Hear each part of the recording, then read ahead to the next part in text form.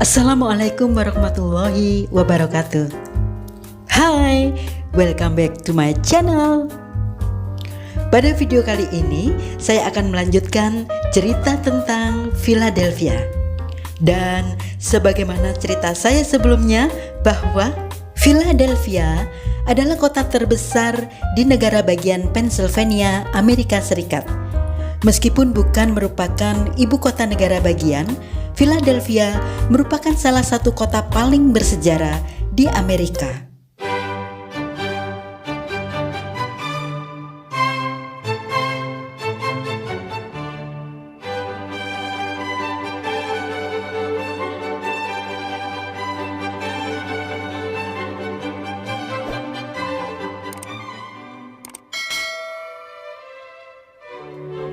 Still pointed in that direction either way.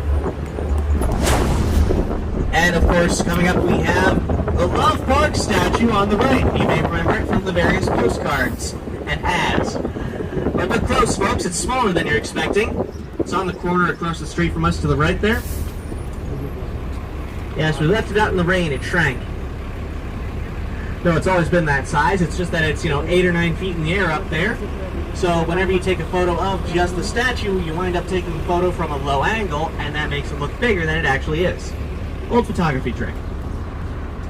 Now, Love Park here was designed by one Mr. Edmund Bacon, father of esteemed actor Kevin Bacon. So yes, there's your 6 degrees of... Think to yourself, well, wait a second. Suburban Pennsylvania Railroad? We were just at the Reading Railroad, now we're at the Pennsylvania Railroad. I'm having these flashbacks to thrown cards and flipped tables. And yes, folks, Monopoly was invented here in Philadelphia by a local Quaker woman. And being a Quaker, she intended that game to carry a message, and that message was a critique of capitalism. That's why it always ends in arguments and screaming. It was designed to. But a couple of local guys borrowed the game and relabeled it with various local signifiers to both Philadelphia and Atlantic City. And that's where we get the game we all know and hate today. Next time your buddy suggests Monopoly for game night, tell them you'd rather play something that wasn't actively designed to be as miserable as humanly possible, and you'll have a much better evening. And here we are on Ben Franklin Parkway, folks. Ben Franklin Parkway, lined on both sides with all these flags of nations of the world. Nations that have specifically a population presence in Philadelphia. Over on the right we have the Cathedral Basilica of St. Peter and Paul, which, if that's a bunch of gibberish to you, head Catholic church of the area. Nice and simple. Me, I went to Catholic high school about 4 blocks away from here, so for me, this was just that place we go to Mass before Christmas and Easter breaks. Of course, its presence here is wide. Rather than following the alphabetical order of the rest of the national flags on Ben Franklin Parkway, we have the Italian and Vatican City flags here because, of course, the Vatican is the head of the Catholic Church, and Italy is very much into Jesus as well. As we're looking at the Basilica, by the way, you may notice that some of it looks a little incongruous, and you're right. For instance, there's been a lot of windows added to it over the years, and that's due to the fact that, well, the only original windows are the ones higher up than that lower level of green roof, if you can make that out. And, of course, coming up ahead of us, we have Logan Circle, beautiful sight, trees in bloom. One of the original 5 parks written into the city's plans by Dr. William Penn. Now, of those 5 parks that William Penn wrote in, we still have 4 of them. The 5th one, though, was Center Square Park, and that's where City Hall was built. So that tells you where that went. And over on the right, we have the Free Library of Philadelphia, an institution established by Ben Franklin. He's everywhere. Which is why we have one of everything named after him, including, over on the left, the Franklin Institute, which we'll get back to later, but, I just love it so much because I'm an old student, and every student in town has been there on at least one field trip by now. But yes, the Franklin Institute here is a scientific museum, due to Ben Franklin's history as a scientific-minded man. They've got all kinds of exhibits in there. For example, they actually have inside the building an original Wright brothers plane. Yes, not a reproduction or a recreation, but an actual, authentic 1915 Wright Model B flyer. Used to belong to a local fella. And if you're curious, that local fella was one Mr. Grover Cleveland's Bergen. Lovely collection of mostly impressionistic art. Some call it the largest collection of stolen art in town. Some don't. All I'm going to say is art history gets messy, don't it, folks? And of course, coming up on the right ahead of us, we have the Rodin Museum. You may not know the name Auguste Rodin, but I guarantee you know at least one of his works, if you think about it.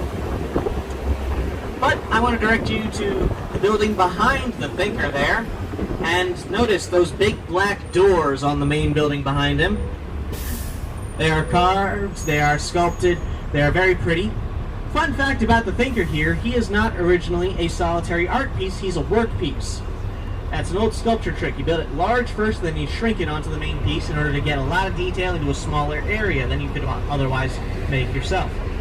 Now, the main piece in the thinker's case is, of course, those big black doors. Now, those doors are very popular, especially for wedding photography. I'm honestly surprised there's not somebody getting their wedding photos done right now. If we go more than a week or so without someone getting those done, I'm calling it now. There's something on fire. But those doors, being sculptural, do have a name. And the name of those doors that are so well used for wedding photos is the Gates of Hell. Because they are in fact a sculptural depiction of Dante's Inferno, the 9 circles of Christian hell in which all present are in eternal ironic punishment for their sins. Gotta wonder how many of those couples knew that ahead of time. But still, nowhere to go but up, right? And of course, this building ahead of us, folks, is of note. Parkway House there, as the sign will tell you, is what this orange place is called. But what the sign won't tell you is that Parkway House was actually the first building in America designed by a female architect. It was a locally educated woman. Now, you might be noticing that it's got a bit of a funny shape to it. It's a little bulbous, a little weird. And there's a reason for that. The reason is that the architect was a very avid indoor gardener in her spare time, and so she designed the building in such a way that every apartment would get an equal amount of sunlight throughout the day for gardening with. Now, that actually worked out just about perfectly, right up until some dude put this other thing next to it and cut off all the morning light. Jerk. Now, I've mentioned William Penn's plans for the city a few times now. This cross street ahead of us is the northernmost bound of those plans. He did not write down anything further up than this. This was... Does that look familiar? Here's a hint. I see dead people. The Sixth Sense, folks, starring Bruce Willis, directed by M. Night Shyamalan, who is from just outside of Philadelphia. He likes to film in the area. He's from like 40 minutes that way. Also, by the way, if you're wondering how we got that guy's plane, he used to live there. His big idea for dodging the draft in World War I was hide in my house and hope no one looks for me. Which actually lasted 2 years, until somebody spotted him and the plan changed to flee the country, live with my family abroad. In Germany. To avoid World War I, yeah. But hey, speaking of criminals, we've got Eastern State Pen over on the right here. Go to jail to not collect $200. Yeah, that's what this place was originally. That's what that on the Monopoly board was originally referring to. However, despite what the Monopoly board would conflate the two as, the Quakers who came up with Eastern State Pen did not want it to be the same thing as a jail or a prison. They wanted something better than just a box to send criminals into. They wanted something that would actively cause the inmates to reform, something that would make them penitent for their crimes. Thus the name penitent here. Now, in theory, the plan for this was that each inmate would be given enough time on his own to contemplate God's word and thereby come to the path of goodness. It's a decent idea, in theory. In practice, though, it was that each inmate would be at the Perlman Building, lovely annex to the Museum of Art. It was originally by the way, it was originally a life insurance place, a mutual life insurance company. Over on the right, we have the beautiful art museum, and this glint of gold going by here, Joan the Pony, Maid of Orleans, Joan of Arc. Now, if you're wondering why a French heroine is in a former English colony, well, that's what it is, folks. Former. Us and France have always been tight ever since They helped us win our independence, and we helped them in English with kick the dance. A good time was had by all, except England, but that was kind of the point. Now watch your heads as we're going here, folks. We got a couple of low trees, and this section hasn't been plowed recently, so we might get a couple of low twigs. So please duck if you see something coming, such as this.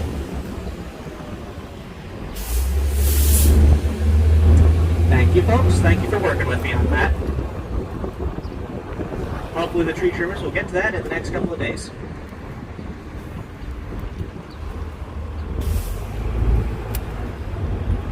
And back onto Spring Garden Street to come towards, yes, there it is, the famous Art Museum steps. And the famous Rocky steps. But you may look close, you may be squinting and saying to yourself, wait, where is he? He's supposed to be up there. Isn't he supposed to be up there? Well, he was. But the museum never liked him up there. The museum was of the opinion that it's not art, it's movie memorabilia. Which, I don't know if you can tell this, folks. I'm an old art student. I can tell you this definitively. That is baloney. That is a pile of hogwash. And let me tell you why. See, the statue communicates a message or idea. It elicits an emotional response. It is art. Period. But it's pop art. And the age-old blood feud between high art and pop art. So they put him back, and they kept getting complaints until the city threw up their hands again and said, fine, we'll move him. And they did. They moved him a whole 50 yards to the public property of the city sidewalk where the museum can't complain anymore. And there he stands, right there ahead of us, folks. Significantly more popular than the world-class art museum to his right. Go figure, right? But yes, there's Rocky, and I hear sometimes they say Sylvester Stallone will still come into town without telling anyone and do photos with people. Now you may be coming around and seeing the other statue over here with the guy on the horse on top of the fountains. And well, firstly, the pairs of animals at the base are symbolic of the four major rivers in the Philadelphia area. I believe those are the Delaware, the Schuylkill, I think the Susquehannock, and the Pennypack, but I could be wrong on those last two. But you may be wondering more, well, who's the guy on top? Who's the guy on the horse? Well, that is, technically, George Washington. Sort of. It's a story near and dear to my heart as an old art student. So the guy commissioned to make that statue of George Washington on a horse, well, you know how life goes. Things pile up, you get a little behind, you burn out a little, you need to recover, you procrastinate a little, sure, who doesn't, right? Well, eventually our man is staring down the barrel of a duvet. He needs to have a statue of a man on a horse, and he has a head. So he does what any good artist would do, folks. Not the giant train, it's not the IMAX theater or the planetarium, no. The thing we all think of first is the heart. You see, within these limestone walls stands a 20-foot tall statue of the human heart, through which you walk, following the path of your own blood. Over and under, through and around the chambers and ventricles you go, as the entire time you hear from behind the walls.